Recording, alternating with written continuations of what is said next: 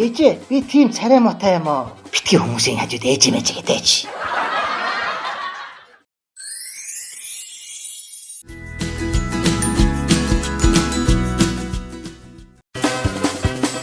Урдхан цагтаа хүмүүс айлд орохдоо амар байна уу?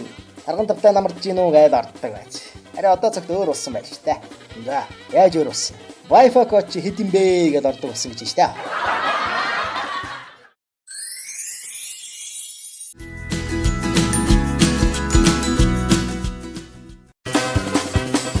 Сексийн гаж донтон Гомо 92 арал дээр хаягдаж байна.